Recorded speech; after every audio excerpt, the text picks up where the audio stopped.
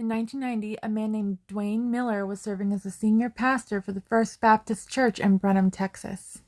That January, Dwayne would end up contracting a really bad flu virus that would end up causing permanent nerve damage to his vocal folds. Dwayne would end up seeing over 200 doctors, but none of them could figure out why Dwayne seemed to have a really bad case of laryngitis that just wouldn't go away. He had to leave his position as pastor of his church, and he couldn't even call his kids at their dorms to check up on them and see if they were okay. His voice was so bad. He just couldn't be heard.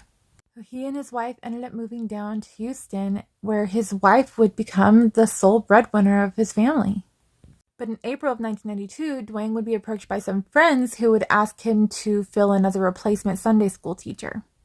Dwayne protested because he didn't think anybody would be able to hear him, but the directors insisted, and eventually they did talk Dwayne into filling the spot as the replacement Sunday school teacher. But a few days before he was supposed to teach, Dwayne had just thought he'd had enough, and he sat in his living room for hours with a gun considering committing suicide. The reason he talked himself out of committing suicide was because he had made a commitment to this school and there was nobody else to fill in for him. He was the replacement, so he had no choice at that time but to teach this class. So he went to the class where he would give a lesson on, ironically enough, healing and how God heals everyone, while wondering all the while why God couldn't heal him.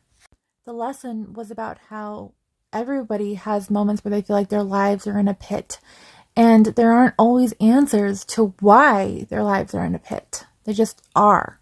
And as he spoke the word pit, the pressure in his throat vanished. Dwayne was obviously startled by this, but he continued to speak, and the more he spoke, the more he realized that his voice was actually back to normal. Later, Dwayne would go and speak with several doctors, but none of them could find any evidence that there was ever anything wrong with his throat. The permanent nerve damage had seemingly healed itself as Dwayne was giving his lecture on healing. There are no explanations for this miracle, and Dwayne still continues sharing his story to this day.